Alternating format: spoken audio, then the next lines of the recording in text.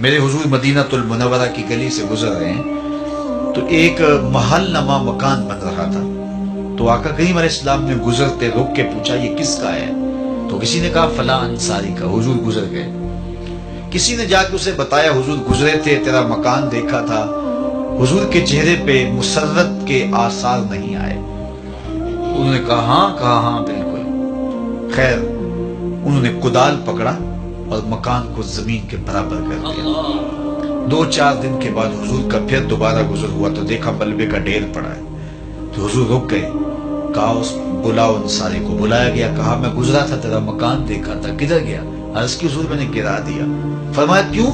عرض کی سنا تھا آپ کو پسند نہیں، سنا تھا آپ کو پسند نہیں.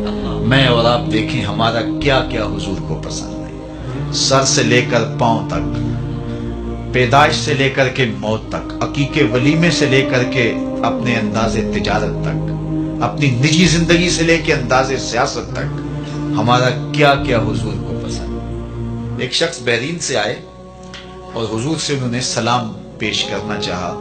آقا نے اعراض کیا، رخ پھیر لیا. وہ سمجھے شاید اتفاقاً حضور نے رخ پھیرا ہے، تو جدھر رخ پھیرا تھا تو ادھر سے جا کے حضور کو پھر سلام کیا. تو آقا نے پھر رخ پھیر لیا. وہ سمجھ گئے کہ حضور ناراض ہیں. تو جو اصحاب تھے ان سے کہا کہ مجھے تو سمجھ نہیں کہ حضور کی ناراضگی کا سبب کیا ہے، تو کیا تم بتا سکتے ہو کہ حضور کیوں ناراض ہیں؟ انہوں نے غور کیا تو کہا یہ تم نے سونے کی انگوٹھی پہنی ہے تو اللہ کے محبوب اس کو حرام فرما چکے ہیں اور جہنم کا انگارہ قرار دیا ہے، تو اس وجہ سے حضور ناراض ہو سکتے ہیں. ہمیں تو یہی سبب لگتا ہے. تو وہ آگے بڑھے اور انگوٹھی اتارتے ہوئے حضور کو پیش کرتے ہوئے کہا حضور کیا اس وجہ سے ناراض ہیں؟ تو آقا کریم نے اس کو پکڑا اور یوں پھینک دیا. ناراضگی کی وجہ ختم ہو گئی.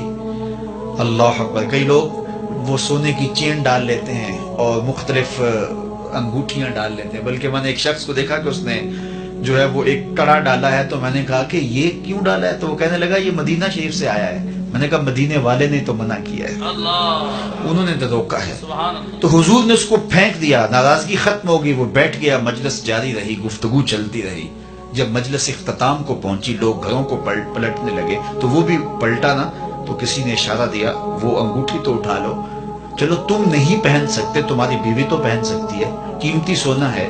تو اس نے کیا کہا؟ واللہ لا آخذہ وقد طرحہ رسول اللہ صلی اللہ علیہ وآلہ وسلم. اس نے کہا اللہ کی قسم میں اسے کبھی بھی نہیں اٹھاؤں گا جس کو میرے رسول نے پھینک دیا.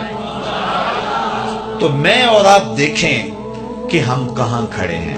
اگر ان سے محبت کا دم بھرتے ہیں، ان سے پیار الفت کا رشتہ رکھتے ہیں تو پھر ہمارا طرز زندگی بتائیں. میرے استاد فرمایا کرتے تھے یہ نہ ہو کہ لوگ تمہیں پوچھے تم کون ہوتے اور تمہیں بتانا پڑے کہ ہم مسلمان ہوتے ہیں. یہ دیکھو مذہب کے خانے میں اسلام لکھا ہے. صاحب فرمایا کرتے تھے نہیں، نہ کسی کو پوچھنا پڑے نہ تمہیں بتانا پڑے. تمہارا طرز زندگی، انداز معاشرت، تمہاری وضاحت، تمہارے انداز حیات، تمہارے تیور ایسے ہونے چاہیے تم دور سے آ رہے ہو لوگ پہچان کے کہیں وہ دیکھو محمد عربی کا غلام آ رہا. نور آنکھوں میں تو چہروں پہ اجالے ہوں گے، مصطفیٰ والوں کے انداز نرالے. دنیا میں بھی ان کے دم سے مقدر چمکا، محشر میں بھی ان کی رحمت کے حوالے ہوں گے. محبت خالی لفظوں سے نہیں ٹپکتی، عمل بتاتا ہے کہ یہ محب ہے، رویے بتاتے ہیں کہ یہ محب ہے. میں اور آپ اللہ اور اس کے رسول سے اگر محبت کرتے ہیں تو ہم اپنی محبت کا محاسبہ کریں اپنے اندر اتر کے. جن سے دعوی محبت ہے کیا ان کی بات مانتے ہیں؟ کیا ان کے طرز زندگی کو اختیار کیا ہے؟ اچھی بات دوسروں تک پہنچانا صدقہ جاریہ ہے. ویڈیو زیادہ سے زیادہ شیئر کیجیے.